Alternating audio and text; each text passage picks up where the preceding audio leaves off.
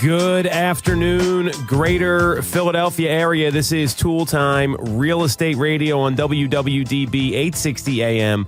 I'm Tom Toole. She's Sarah Tymon. She's Stacey Mitchell. We've got Nick Wolf behind the camera, and we all work at the Tom Toole Sales Group at RE/MAX Mainline, the number one RE/MAX team in Pennsylvania since 2018. And we're going to cover some interesting stuff today. The New Year's here. I'm glad the holidays are over. I don't know about you guys. Apparently, Sarah's daughter is still sleeping from a very busy schedule. We've got some interesting data from Lance Lambert talking about the trough of the lock-in effect may have already passed in the fourth quarter. We've got some predictions about the Philadelphia being one of the top 10 growth markets in the country, a cybersecurity issue with the second largest title underwriter in the country, and some over-under predictions about what's going to happen in the market this year from the residential side. So if you get any value out of this, do us a favor and subscribe to the YouTube channel.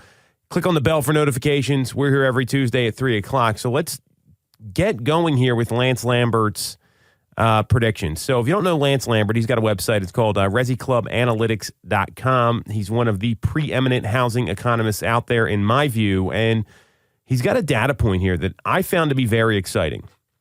And it talks about the missing new listings or the listing deficit. And what this number represents is how many fewer new listings there were per any given month compared to the same month in 2019, which was, before we saw this kind of bananas sort of housing market, the unicorn market take effect. And there's also, in some cases, a surplus of new listings. So it's a really great chart he's got here, but the data point I like is that if you look at in November 2023, there was a new listing deficit of 51,886 homes. That was down, he says slightly, I would argue it's substantial, from 73,968 of a new listing deficit in November 2022, suggesting that the peak lock-in effect might be behind us. We're talking about 20,000 properties here. I found that to be very interesting, especially when you look at this chart here and you can see how the deficit was pretty tough. I mean, if you take out the COVID shutdowns, I mean, the second half of 22 and really the beginning of 23 were as brutal as we may have thought. Seeing this piece of data, ladies, I mean, what do you think about the lock-in effect? Are we going to see this go the other way now? What's your vision for where inventory goes as we head into January, February, March here of 2024? Yeah, I mean, I think this is great to see here. I know, I would expect there to be a lot more listings that come up. When we were looking at that huge difference between people that locked in at the low rate versus when they were kind of at their peak there in the fall of close to 8%. I mean, that's huge. As the rates come down, tick down a little bit, and the, potential need to move may increase for some people. I think that's going to kind of tighten the gap there and allow people to unlock and put their home on the market. Yeah, I have to agree. I've had a few conversations over the past month while people were kind of hunkering down for the holidays. Mm-hmm. And they did the conversation surrounded the current interest rates. Mm-hmm. When we saw the interest rates come to down to 6.25, that's what exactly the range and less of what these particular clients were looking for to be able to make it make sense to them. Mm-hmm. They're currently sitting in the 4s. So, but they have a strong desire to move. Right. So they have options now. Mm-hmm. That 6.25% is, and if they buy down a couple of points, it would get them into the 5s. That makes sense for them, especially because they do want to upsize their homes. They're busting out because of kids and everything else. So this is all positive, what we're seeing. And it creates more excitement, for potential buyers out there and gives them hope and a positive outlook, as opposed to when they were ticking up to 8 and they were like, well, we're going to be stuck in these houses, for a long period of time. So that's what I'm seeing out there in the market. And also I noticed today, just going in the MLS and the hot sheets and everything, there's more inventory. I sent, I think, 4 or 5 listings to people that matched their criteria. Oh, awesome. And they didn't even know about it. Like, they had no clue. So for me to bring this to them, it created some hope and excitement to them too. And I already booked a couple of showings based on that. That's awesome. Yeah. Well, and like as the difference between the interest rates shrinks a little bit, paired with, the appreciation they've most likely had in their home and what they would potentially be able to sell it for, and then to use that towards the next one, it does start to make a lot more sense. And I think it's exciting. It is. This to me is one of the many reasons that home buyers and home sellers, because remember, most of these people got to go buy a home that are going to sell. I mean, that's just the reality. They should be more optimistic about how the market's going to play out. It's not going to be some buyer-friendly market. It's going to be a market that gives you time to make decisions, that gives you maybe some more options than you had. Because even in 2019, that's what they're comparing this to. It was not a buyer-friendly market in 2019. 2019 was still a very seller-friendly market. Homes were moving quickly. Homes were selling with multiple offers. Those are just facts. And when you look at this, seeing inventory come up is going to be great for everybody. We're seeing the Fed take a much less hawkish stance, and they're talking about we're going to have 3 rate cuts. Some people like Logan Mohtashami from Housing Wire are predicting 6 rate cuts in 2024. Right now, there's an 87% chance nothing happens and a 12.9% chance that we see a rate cut in 30 days, according to our friends at the CME Group. We've got Lawrence Yun predicting 30% more inventory this year. Like that would be bananas, right? And all of these things happening, what I see here, and we don't even have the December data yet. And I think that's the thing you got to, and there was a little bit of a holiday slumber for sure, Stace, as you had kind of mentioned. All of these things are moving towards, if you want to make a real estate decision, waiting may have been the right move. And now, if you get ahead of the game, you might be ahead of the rest of the market here, because you're telling me people that were actively looking for homes didn't know about homes for sale. That's wild to me. How often does that happen, though? I mean, we've seen this happen a lot. So how are you communicating this to people that are thinking about doing something in the next 6, 12, 18 months? Because to me, it's our job to get the word out about all these positive things happening, because I don't think that there's positive headlines, but you're telling me active people that were looking for homes, they didn't know about properties. I mean, that to me tells me that the consumers aren't aware of all the positive things happening in the market and how the market may be moving towards people who want to transact a little more than where it was just 2 months ago when we saw 8% rates. Yeah, I think the people that I sent these listings to, they must have been, just really enjoying the holidays. Yeah. Because they were totally checked out for the most part. Right. And so to reconnect with them with actual inventory, I had something to give to them. Like I had something to show them that met their criteria, and it was pretty exciting. Most of them are coming soon on Thursday or Friday, but it's like, yes, finally it's a breakthrough. Let's get out there and look. Coupled with the interest rates dropping, because that happened in the past couple of weeks. Yep. People were already into the holiday thing, so they had totally pretty much checked out. Right. So it was definitely met with enthusiasm and excitement. And, I'm just catching people. There's one family, they're getting ready to travel for a couple of weeks, but we're able to sneak in and see this house. It's exactly what they've been waiting for and lost out on back in June of last year. Oh, wow. It's a very, very similar home. They missed out on, they put an offer in and they got beat out. And we've been waiting for the perfect home. Well, here it is. So let's go see it. So to me, I'm very hopeful. It's already starting out well with homes coming on the market, inventory for people and for sellers. Sellers are definitely ready to make the move. They've people who have if it's an investment property, and they're looking to make 2024 their year to cash out. I circle back with investors. So I think it's going to be a really busy year. I'm very optimistic just by how it's starting out. Well, and there's other reasons. I think locally our market in the greater Philadelphia area was named one of the top 10 growth markets by the National Association of Realtors this past month. And when you look at that, I've always felt that the market here is very undervalued compared to like Washington, D.C., Boston, New York. Obviously, those places have much higher price points. When you look at the reasons behind what would classify you as a top 10 growth market, there's things like strong job growth, renters who can now afford to buy medium-priced homes, more potential sellers, a larger decrease in remote workers, more affordable listings for first-time buyers, stronger job growth, as I mentioned, faster income growth, and the most high-earner millennial renters moving into the area. So when I see those things happening locally within the marketplace, because all the growth markets you've seen, it's like Austin or like these cities that have very small populations. The fact that when you look at this, just these three cities alone, I mean, that are mentioned on here are the top 10. You've got Washington, D.C. is number 10. Philadelphia's number 8. And you have Houston at number 6. I mean, those are three large markets. And the rest of them are,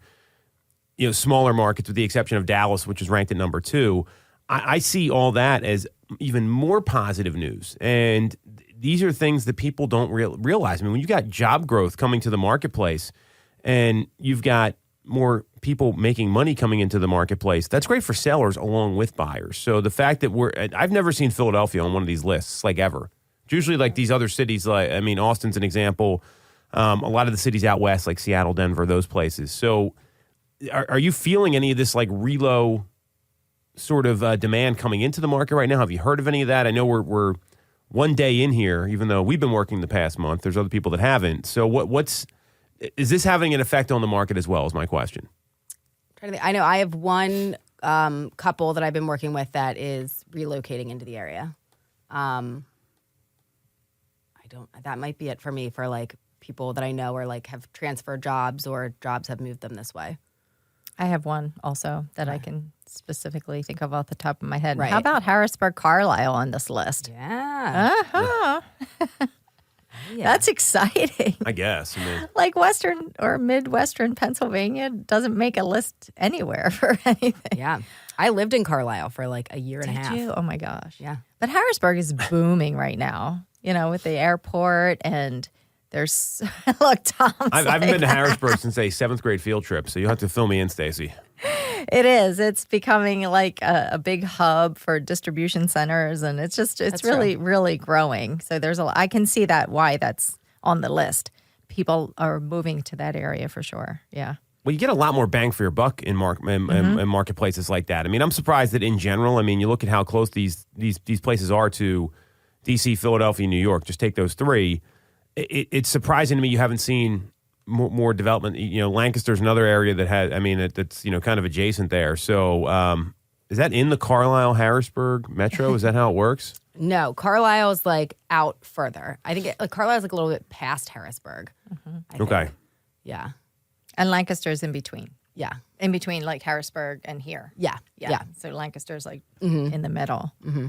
But for Philadelphia, Philadelphia's always been called like the small city, you know what I mean? And You're right, Tom, it is underrated as far as compared to Washington and New York. Mm-hmm.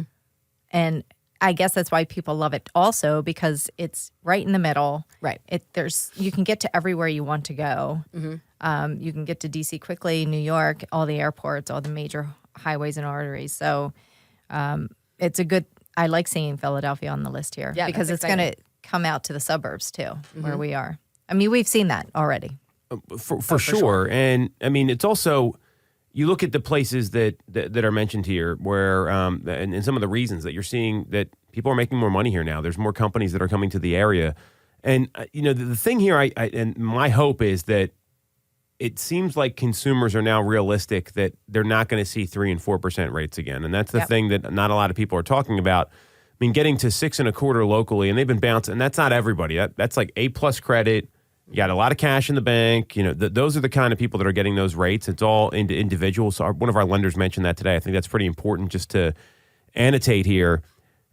The average, mortgage rate we saw across the country is like 6.61% at the end of last week. So even seeing those rates in that they're much more normal, and people can. I think they're tired of waiting. It's last year I think people thought and we had that time in January. Remember it was like 5.99 last January, and the market got real hot, and they jumped up to 7, and it was kind of a slog after that. I see the opposite happening now, where they stay here. It's going to keep more of a consistent regular pace to the market, which I'm pretty optimistic about. Yeah. Me too. Yeah. Are you getting a lot of people telling you they're still waiting for rates to come down? That's one thing you do hear. Oh, rates are still high. And then, but do you know what they are today? What are they? Right. And then you tell them what the average is. So, and some are surprised. But yeah, if you can educate them and have a conversation with them, if you can get past that, and it's really just an excuse that they're saying to kind of push you off to like not go too deep into it. But if you can really engage with them and get to their motivation and find out what's going on, they're more open and receptive to it. Right. Especially if you can even convey that there's options out there. Maybe there's lender credits. Yeah. Maybe if you're buying new construction, there's builder credits, builder buy down. I mean, there's so many things out there. If people would just be open-minded and be receptive to learning about what the information is. And if you're an agent that can convey those options, then you're going to be all right. Right. Yeah. I mean, I feel like the rate thing at this point is very much a way to just be like, versus, how it actually to them factors in and like what it means. Yeah. Well, there's an opportunity there with this rate question because we know, I think we're all clear. Like if they were in the high fives by the end of this year, everyone should be pretty happy about that. If you just automatically dismiss somebody who says, I'm waiting for rates to come down, instead of asking questions like, so, hey, Sarah, what do you understand about mortgage rates in the long view, not just the past 2 years? Or, what do you know about the rate trajectory? Or, hey, what's your backup plan if you don't buy a property? These are the questions that you need to ask these folks, because if you're just telling them, hey, you're wrong, rates are never going to come down, how would you react to that? Yeah, it doesn't. Not well? It doesn't go right. So, and Sarah's a very easygoing person, so she's already annoyed. Imagine someone that actually cares about this stuff. I mean, it's a little different. So you've got to, as an agent, be able to ask this question and take all the pressure out of it so that you're not talking down at people, but helping educate them. And when you have all this positive data, like we talked about, the lock-in effect looks like it's easing. More inventory. Rates are substantially lower than they were in November. Forget what the projections are. We're just talking about the last 60 days. And you're seeing that, sellers are negotiating. They're accepting terms on things. I mean, there's a lot of stuff to be excited about here. And it's probably all the more reason you want to connect with someone that knows what they're talking about in the first place and having a planning session or a strategy meeting. And the agents that are trying to bypass that step and just get them out to show properties or just get them out to the market, they're the ones that are going to be missing out. Have you noticed an uptick in meetings without showing properties with clients over the past 30, 60, 90 days? Or more in-depth conversation? Sometimes this can be done over the phone. I mean, I've listed homes over the phone before, so it doesn't need to be like an in-person sit-down. Are you seeing more information gathering or more education up front rather than just going and looking at properties? Yeah, I think so. Yeah, I'd have to say that. I would say more over the phone. I haven't done a lot of just in person, just meeting to do the consultation, but it's over the phone, going a lot more in depth before getting out there. Mm-hmm.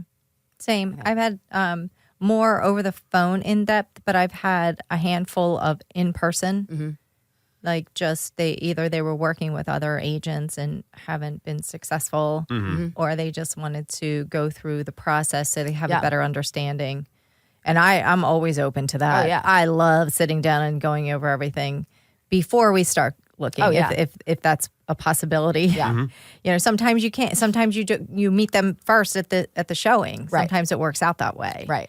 But if you do have the opportunity to sit down and you can just cover more ground and really explain things, the focus isn't the house that you're seeing. Right. The focus is the process and how we're going to walk through this. Right. And it just questions. sets the stage for them when you go out. It makes everything so much easier. It does. But yeah, I feel like I'm more likely to have, just because of people's work schedules and whatnot, to be able to get commitment for an in-depth call. Mm-hmm. But yeah.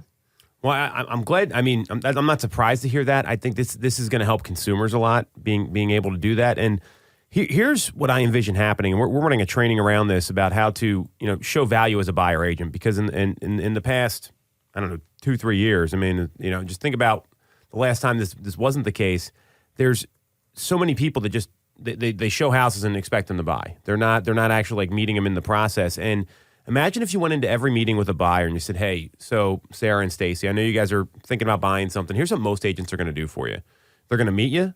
They're going to put you on a property drip, and they're going to wait for you to call them and tell them what you want to do.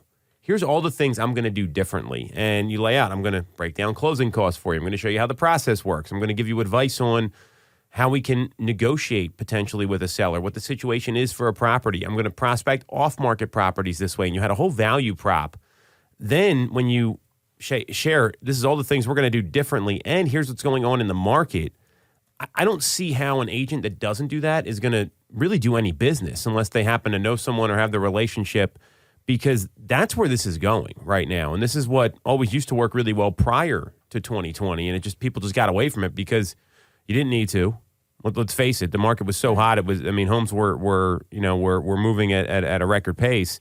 Now it's not quite like that, and there's some uncertainty in the market. So I think that the thing you're telling people to do here makes a ton of sense. And if I'm an agent right now, or I'm a consumer, if my agent's not meeting with me and showing me what's going on, I'm a little concerned. And if you're an agent, you need to start doing this if you're not already. 100%. Any other way you feel like we should interpret this positive news here? I'm feeling really good with all this data coming out January 2nd. I mean, it just seems like that there's a lot of positivity in the market that we haven't had for quite a while. Yeah, no, I think it's exciting. All right, Positive Pete over here, Sarah Tymon. So we're going to take a quick break. We're going to come back. We are going to discuss some cybersecurity issues that happened with First American, and then we're going to get into our over-under predictions for the market in 2024. This is Tool Time Real Estate Radio on WWDB 860 AM. When you're getting a mortgage, you shouldn't have to sacrifice great service just to get a great rate. At Mortgage America, we've been lending with this philosophy for over 35 years. We have access to great low rates without the complications and delays of big or online banks. We're a local Pennsylvania lender with loan officers that you can actually meet. As PHFA's #1 lender, we specialize in all residential mortgage programs, including first-time buyer programs and low down payment options. For your free pre-approval, call us at 610-439-8000 or apply online at mymortgageamerica.com. Mortgage America is an equal housing lender, MLS 1285001. For the best local mortgage service and great rates on your money, look no further than Mortgage America. We have been operating in the greater Philadelphia area for 40 years with a focus on smooth, easy access to home purchasing. Whether you're a first-time buyer, upsizing or downsizing, or just refinancing, we have programs for you. We also have closing cost assistance programs and access to subsidized interest rates. Pre-approval is free, no costs or commitments. To learn more, visit our website at mymortgageamerica.com or give us a call at 610-439-8000. We always have a person available to take your call with around-the-clock human service. Purchase your home with the personalized local service you find at Mortgage America. Mortgage America is an equal housing lender, NMLS 1285001. The Tom Toole Sales Group is the #1 RE/MAX team in Pennsylvania with over $165 million in volume for 2021. I'm Tom Toole, and our team has achieved that kind of success by being a great place to work with and to work for. No one knows Greater Philly better than we do. We know real estate, but more importantly, we're real people. We hire the best agents, and we give them all the tools to succeed. Even our brand new agents sell 17 to 24 homes a year because our team delivers the best experience in real estate. Teams deliver a better experience than individuals, and we're a top 1% real estate team in the country. We call it AAA service. We're your advocate, ally, and advisor. Because this isn't a transaction to us. It's a relationship. If you're buying or selling a home, call the Tom Toole Sales Group at RE/MAX main line at 610-692-6976 or visit tomtoole.com. That's tomtoole.com. Sell your home for more, and remember the real estate golden rule. You always get more when you work with Tom Toole. Have you considered a career in real estate? Do you want control over your income? Whether you have a license or not, call us today at 610-692-6976 or visit tomtoole.com. Join our team, the Tom Toole Sales Group at RE/MAX main line.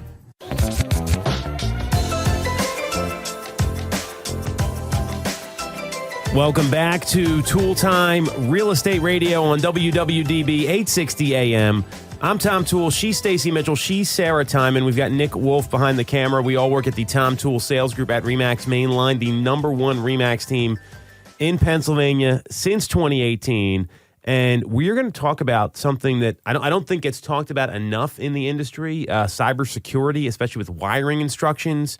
I'm going to go over that in a second here and some things that happened with First American over the holiday break.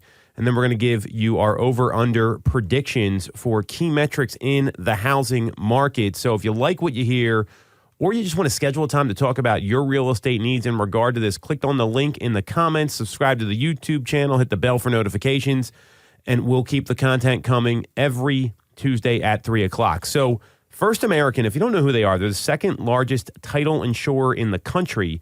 They've got a bunch of subsidiaries. There's really like 4 major ones. And there was an incident on December 20th regarding cybersecurity. And there was a systems outage that derailed closings across the country. And they have over 2,000 locations. So this is not like a small attack here. Right. This got announced midday on Thursday. Merry Christmas, everybody, right before the holiday. On Friday, clients were notified that it had taken the email system offline and that recipients should be wary of any emails that come through firstam.com. And in addition, the title firm filed a document with the SEC stating that it was working diligently to restore systems it had taken offline but could not estimate the duration or extent of the disruption. So, this stuff happens. I mean, I don't think it's anybody's fault here. I mean, and we'll get into some of the details in a second. What First American, their umbrella includes First American Title, First American Title Guarantee, as well as another 24 subsidiaries. And the websites for DataTrace and ACI, which are a valuation technology subsidiary, were offline. The mortgage servicer subsidiary had come back online. And I mean, they had to pay $1 million back in 2019 because of a cybersecurity incident, because they had a violation to the Department of Financial Services in New York. So this stuff happens, and unfortunately, these title companies get targeted a lot because people are constantly wiring money in and out. So, in knowing this is the case, before we get into all this, how do you guys handle your do you have very clear conversations with your people? I know what we're supposed to be doing, but I want consumers to get wary that you can't just rely on your email here to tell you what to do when it comes to these settlements. Yeah, I mean, I know for the title company that we use a lot, there's very clear instructions that are sent out multiple times being do not just wire money. This is the fraud alert. This is the policy. This is the only way that we will ever be contacting you in this form. If you get something else, even if it looks legit, call. Never just wire the money. If you're unsure, call, double check. And they're great about availability. They always pick up the phone. Because they can, I think there's a lot of things out there that can look very legit. And, you're stressed out. You don't want to, it's getting up to the settlement date. You want to make sure your money's in. You're trying to check everything off. And they're sneaky. Yeah. And man, some of the emails, they look identical. You really wouldn't know. Yeah. It could totally happen. If my clients are unsure, I just tell them to go to the bank, have the bank help them do the transfer, and to call. Yeah. Call our title company, call Kelly, call Alyssa. Yeah. They're there to help. Right. So, because we just want to be sure that the money's going to the right place. It's so high stress. And like you said, Sarah, it's so high stress going through the entire process. If you had inspections, getting your mortgage, blah, blah, blah, you're coming down to the last and final thing. Right. Wiring your funds for closing if you can't bring a certified check. Yeah, because if you're over, $100,000 per person or whatever on it, it's, you can't just go get, you have to wire. Yeah. And for earnest deposits, too. Yeah. Yep. Yeah. So I think it's just a good idea to have open and clear communication with your clients. Do not, luckily for us, our back office sends out, once we get a buyer under contract, they send a one-page consolidated checklist. Yep. It's called Important Dates to Remember. It clearly spells out where the earnest deposit goes to. Mm-hmm. But not only that, I tell my clients, if you'd like to do a wire transfer, I will get you the information. Mm-hmm. I will find that information for you. Do not, try to take it upon yourself. Right. Or you can have a certified check to the other brokerage firm or whoever's holding the escrow. But yeah, you have to be perfectly clear with this. This is people's money you're dealing with.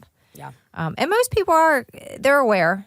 Most people are aware of all the fraud that's going on, and they understand. Right.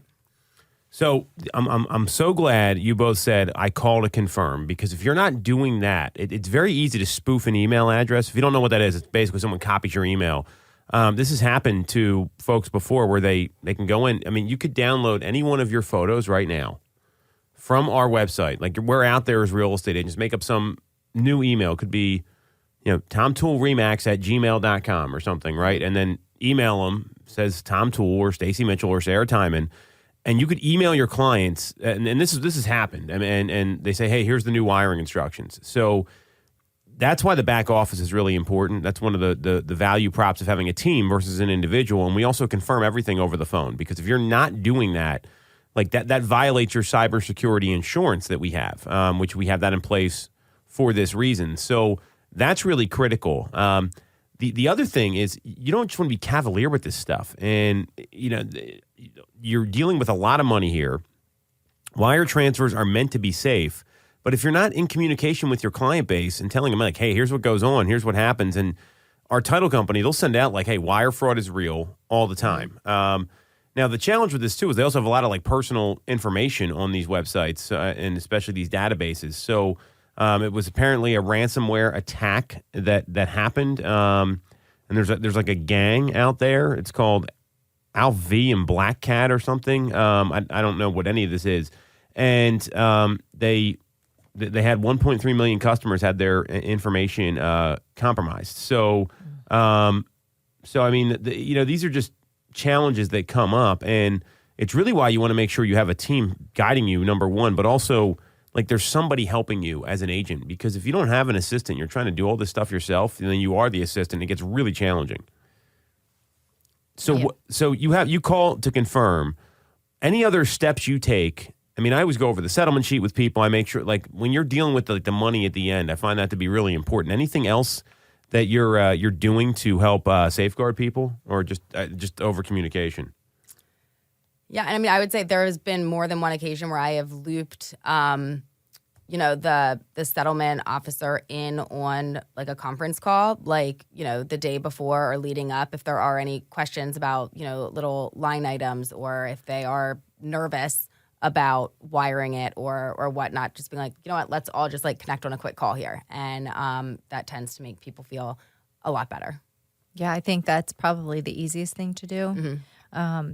Because I think that then it's coming right from a title company. Yes. Cutting right through the chase there. Right. And that's for buyers and sellers both. Yep. And our title company, they're just great. Yeah. And they'll sit down and go over each and every line item to explain it. And they will also make sure that the client knows exactly where to wire funds or where they want their funds to be wired to if you're a seller. So for the title company that we use, I know they take, an abundance of caution, and they themselves warn our clients too about the threat of cyber attacks. But I've worked on the other side in other companies, other brokerage firms that use other title companies. Luckily, I haven't had any problems. Right. Some send their information through secured portals that only the buyers or seller, can access by setting up an email address and creating a password. So it works well that way too. But I think there's a lot of safeguards in place, but you just have to be clear and transparent with your clients about what to expect. Right.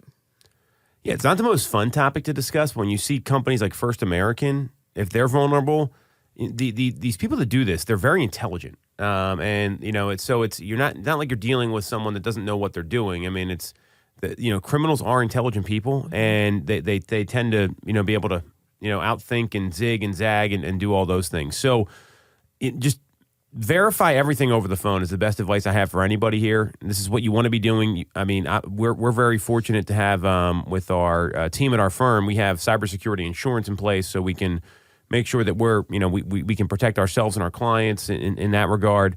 I would highly recommend you just have a conversation with your insurance carrier about what cybersecurity insurance looks like as a business, because if you don't have it and something happens, it can be a lot of money and a lot of trouble. So not a great place to be. We've got a little breaking news here on the show. So we'll finish out our segment here with this. So this just got released that there's a Maryland home seller who filed a commission lawsuit in Missouri. So the copycat lawsuits continue. This was filed last Wednesday. The news just came out today. It's called the UMPA suit, and it's accused the real estate industry of allegedly colluding to artificially inflate real estate commissions. We've heard this before. This suit was filed in the same district as the Sitzer-Burnett suit, but this person, UMPA, is a resident of Maryland, and the lawsuit is in regards to the sale of two homes, one in Maryland and one in Ohio. And this person sold the Ohio home with Redfin and the Maryland home with Compass, and they paid substantial buyer-broker compensation. The list of defendants in the lawsuit include NAR, KW, Home Services, EXP, Weichert, Howard Hanna. All the companies, with the exception of Anywhere and RE/MAX, already settled the suit. And it argues kind of the same point. The lawsuit is seeking class action status for everyone in the U.S. who sold a house on an MLS and used an agent from one of the brokerage defendants between December 27th, 2019 and the present. And the proposed class definition includes exceptions for properties listed by Keller Williams and Home Services based on when the sale occurred and which MLSs were involved. So, this is another twist here in this commission lawsuit copycat era that we're in now. What do you two think about this? Wait, so they filed in a state that they didn't even have any transactions? They're in Maryland. Right. They filed in Missouri for homes sold in Ohio. And Maryland. And they're filing on behalf of all home sellers? No, that's the class. They're looking to go class action. Right now, there's not someone else. Okay. Interesting. How did they do that? They didn't sell a house in Missouri. Right. So this is just getting very jumbled. I guess because they want to use the same. Is it the same district? I'm sure the same judge. Maybe they want to use the same poll. Well, it was the same district, and I would imagine that had something to do. I'm not a legal expert. I'd imagine that had something to do with it. That's their strategy. Okay, we already got a verdict here, so let's try this angle. I don't know. It's add it to the pile, right? Because they're all There's how many are there now? We've lost count. Right, but they're like 50. This is the 10th one. Oh. I was up there. Feels with you, like 50. I know. Yeah, just add it to the pile. I mean, we really have to get through the first one, through all these appeals. Mm-hmm. I think after the appeals happen, that's gonna be where these lawsuits go. Right. It's gonna hang on this appeal process here to see what happens. But we're gonna get more. There's going to be more of these. This is actually one of the things we're going to predict in the next segment, how many of these cases there will pile up by the time we get to the end of 2024. And then we're going to come back and see if we were right or wrong.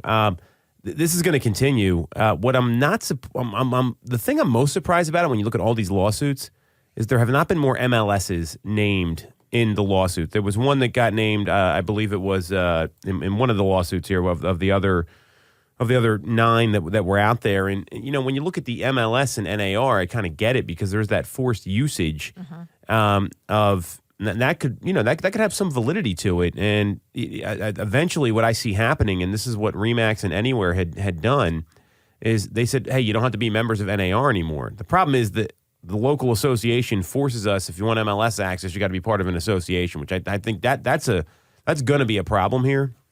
And it should be something where you can just, hey, MLS access is this. You want to join the board, it's that, but they're not tied together. I mean, that to me is probably one of the big things that's likely going to come out of these lawsuits. The fact that they're going to Missouri is very interesting, and it sounds like they're getting some good legal advice, which is why I believe the first lawsuit went in the decision that favored the plaintiffs because they didn't have a great defense. Mm-hmm. So more to come. We'll keep our eyes on this one here. So why don't we take a quick break? We're going to come back. We're going to make over-under predictions on certain key metrics within the market. I'm going to give context. We're going to explain what our predictions are, and we will give you an idea what to expect in 2024 next on Tool Time Real Estate Radio on WWDB 860 AM. When you're getting a mortgage, you shouldn't have to sacrifice great service just to get a great rate. At Mortgage America, we've been lending with this philosophy for over 35 years. We have access to great low rates without the complications and delays of big or online banks. We're a local Pennsylvania lender with loan officers that you can actually meet. As PHFA's #1 lender, we specialize in all residential mortgage programs, including first-time buyer programs and low down payment options. For your free pre-approval, call us at 610-439-8000 or apply online at mymortgageamerica.com. Mortgage America is an equal housing lender, NMLS 1285001. Have you considered a career in real estate? Do you want control over your income? Whether you have a license or not, call us today at 610-692-6976 or visit TomToole.com. Join our team, the Tom Toole Sales Group at RE/MAX Main Line. I'm Tom Toole of the Tom Toole Sales Group at RE/MAX Main Line. If you're thinking of becoming a real estate agent in the greater Philly area, I have a special offer for you. Our team did $165 million of volume in 2021, making us the #1 RE/MAX team in Pennsylvania and a top 1% team nationally. Our agents love us because we offer them a successful career, a great life, and an unbeatable culture. Agents who've been with us for at least a year average 30-plus sales. Even our brand new agents average 17 to 24 sales a year. We offer proven systems and expert training. We help you set more appointments and sell more houses. Now, here's the offer. If you don't have a real estate license yet, we offer real estate scholarships so you can get one for free. Check it out at realestatescholarshipprogram.com or visit the Tom Toole Sales Group at RE/MAX Mainline at tomtoole.com. That's tomtoole.com. Get more out of your real estate career, and remember the real estate golden rule. You always get more when you work with Tom Toole. You shouldn't have to deal with all the red tape when getting your mortgage from a big or online bank. At Mortgage America, we have access to big bank money, but with the personalized and detailed service of a local bank. We are here in your community and ready to serve with fast settlements, low down payment options, and first-time homebuyer programs. Pre-approval is free, no costs or commitments. For more information, visit our website at mymortgageamerica.com or give us a call at 610-439-8000. Mortgage America is an equal housing lender, NMLS 128501. All right. Welcome back to Tool Time Real Estate Radio on WWDB 860 AM. I'm Tom Toole. She's Sarah Tymon. She's Stacey Mitchell. We have Nick Wolf behind the camera. We all work at the Tom Toole Sales Group at RE/MAX Mainline, the #1 RE/MAX team in Pennsylvania since 2018.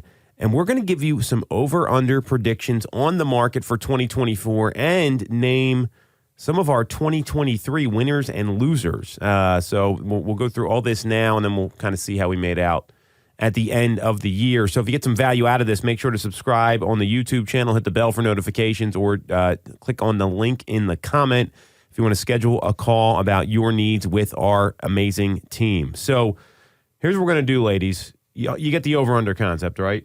Stacey's probably got some secret DraftKings account that we don't know about.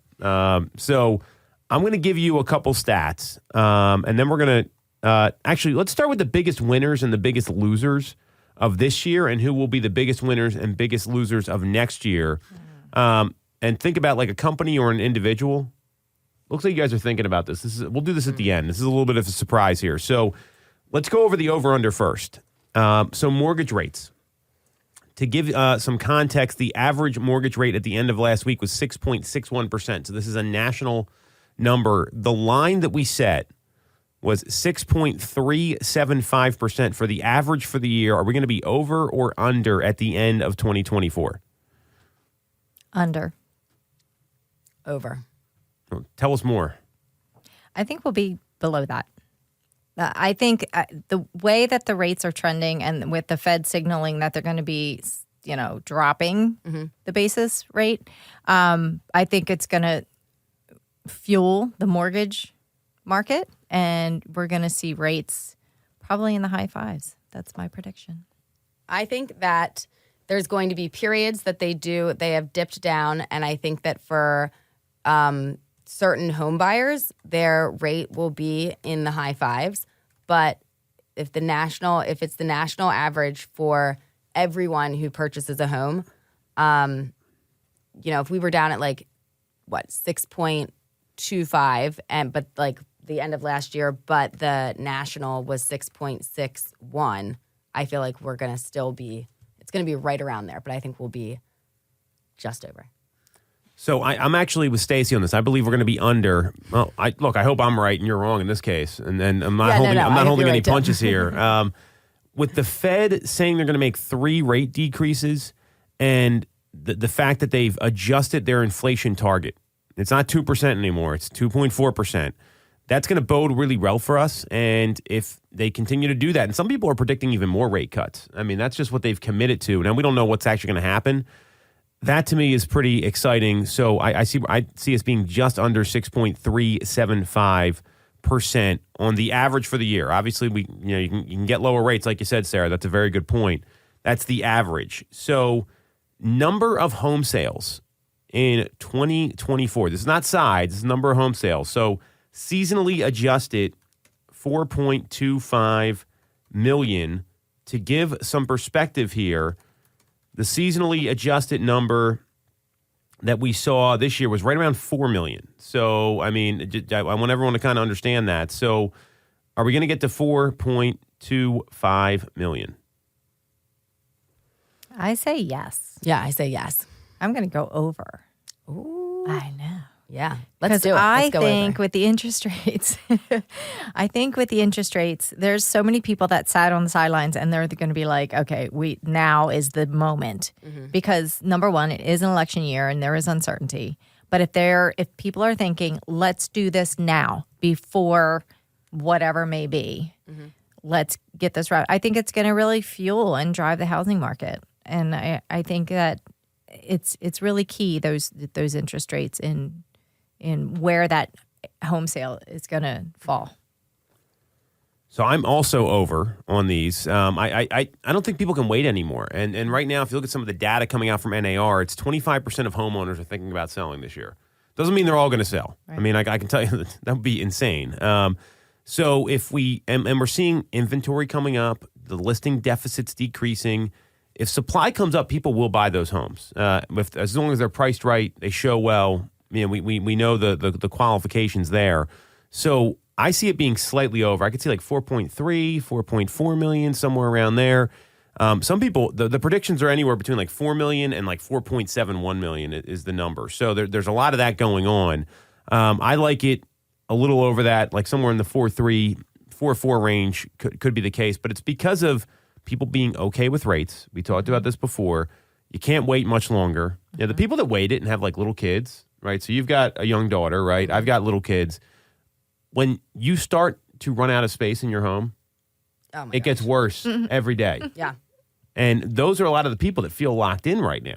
So they also create inventory when they move, because when they go buy something, well, then their house goes up for sale typically. So I see that as a little bit of an upstream effect. I know Ricky Caruth's been very big on this, that there's more 30-some-year-olds in the country than ever. So that's going to be pretty important. And the other group is boomers. Boomers are still, they're aging out rapidly now. So they're either downsizing, relocating, or going into other living situations, maybe with family or assisted living and things like that. I think that's a big group of people. All right. So we're in agreement there. 1.4 million real estate agents. Now, unfortunately, the number we have is from NAR. So that's not necessarily the most accurate number. That's the number we got. We ended the year around 1.59 million. So will we see 1.4 million agents next year, over or under? Under. Yeah, I'm inclined to go under. Tell us more about these predictions. I agree with you. If you follow any real estate boards or posts or groups that are out there, I mean, there's so much negativity. There's so many agents are like, I'm done this year, just totally put the nail in the coffin. It's more of that I see than people actually saying, I love selling real estate. I love helping people. This is my calling and I'm going to stay in it. No, you see the opposite. Like, I can't make ends meet. I'm finding a job. And it's a year that, at least here, I mean, I don't know how it goes nationally, but like continued education is due for renewal in May. So, and that's, I mean, it's not like it's like that much time or that much, like, it's not like insanely time consuming, but it is something that you need to spend time doing. And if you're already kind of thinking of not, like, that might be like, you know. And dues were due, you know, dues. And it costs money, too, for the CEs if you're not finding, you know, free credits. So all that comes into play, and I think we're going to see less agents. It was a tough year for a lot of people. I'm going with slightly under here. I don't think it's going to be much more than that, but because it's a renewal year, this is when people drop off. If you're already there's some people that are already out of the business that still have a license. Like, let's be like very clear. Like, I mean, look, we are always looking to bring great new people onto our team. I chart the production for some of these people, and it's like, oh, they had a great year in 2021, and they did nothing in 2022 and sold like one. I mean, you can see the trends. So there's a getting, like, paying your bills and living reality in this business that a lot of people don't get. And that's why, you know, you typically see the folks that have a real drive or like a real need to make money. They do well in this business because it's not like you can just show up and work when you want, even though that's what people envision happens in real estate. Flexible schedule, right? That's Totally. Flexible meaning I'm working 7 days a week. Right. Or at least potentially. So we're all in agreement there. 50 copycat lawsuits. Oh, maybe that's where I was getting the 50 number from. That's definitely where you got it, yes. It could totally pile up to that. I don't know. We're at 10, right? And when was that ruling? That came out at the end of last week, so. Yeah, when did the ruling? Yeah, when did November? Yes. Or no, it was Halloween. Was it Halloween? Yes. So it wasn't that long, Right. That lawsuit they ruled in favor, but the appeals process has to play out. So I mean, and there's already 10 lawsuits. So I mean, it could go up. I don't know. I don't know. That's a tough one for me. Go ahead, Sarah. Well, we need an answer. This isn't we're not playing a game show here. Okay, I will say under slightly. Yeah, I feel like under slightly, but only because I think they're going to bring a lot of people into each, like they're going to try to get as many people into each suit as they can. I think they're going to like actively, even in the thing that you were just reading there, it was saying like, we're calling for anybody who was involved in a real estate transaction. So I think the numbers of people involved in it are going to just continue to escalate, but I think the total number of lawsuits will be, I don't think it'll exceed 50. I agree with you because that would mean one per state, right? So these things start getting ruled on.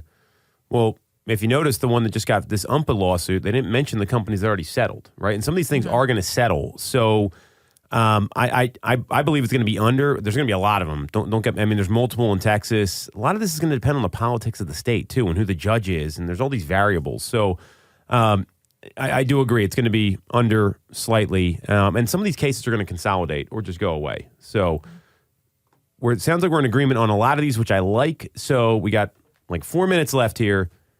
Biggest winner, individual and company in real estate 2023 and prediction for 2024. I'm going to give you mine first. Yeah. All right. So biggest winner for me individually is Greer Allen at Boomtown because he sold the tech company. And I think that is a very hard thing to do. We don't know the price. We don't know the terms. He's now working with Inside Real Estate. I think that is one of the best business moves you're going to see because what we're seeing is all these companies are consolidating and Zillow just bought Follow Up Boss. So that's not someone I'd want to be going up against as a winner. I think it was a really smart move for Greer to sell the company to the right people. He was able to keep some of his folks on at the company. I think that's one of the biggest winners for sure. Biggest winner in 2023 from a company, and this is also my prediction for 2024, is RE/MAX and Anywhere because they have settled these lawsuits. And I believe that we're going to see a decoupling of the National Association of Realtors and the MLS. I think it's going to happen. I mean, that seems to be, from talking to my attorneys, the people that we rely on advice on, they said, well, this is part of the problem. And I said, I kind of agree that, you want MLS access, Sarah, here, sign up for this board. You got to be part of this board, cut a check for another $700. Yep. That's what happens. So I liked it. And part of RE/MAX and Anywhere's suit was, hey, you're going to not have to be members of NAR anymore. So I think that's pretty smart from a company standpoint. And they played offense instead of defense like NAR and these other companies did in the Sitzer Burnett suit. So those are my biggest winners. My prediction for biggest winner individually next year is going to be people that take their business seriously and are knowledge brokers because you cannot just go around not knowing your stuff, because consumers are too smart right now and they're going to sniff it out, and the market's not hot enough for you to do business by default. Yeah. So those are my winners for 2024. You guys got anything you want to add in? I guess for winners, maybe like agents that are able to focus heavily on listings to maybe That is a great one. You know, depending on how these different lawsuits go or whatever, just to, if you're on the listing side, to kind of get ahead of that. Well, we only got to the winners. We're getting played off here, so we'll cover some of this next week. That's it for this week's episode. You want to follow Sarah? She's at Ty_Ty Time. You can on Instagram. You can follow Stacey at the number 2 Mitchko on Instagram. You can follow me at Tom Toole 3RD. We're here every week streaming live on YouTube. It's Toole Time Real Estate Radio on WWDB 860 AM.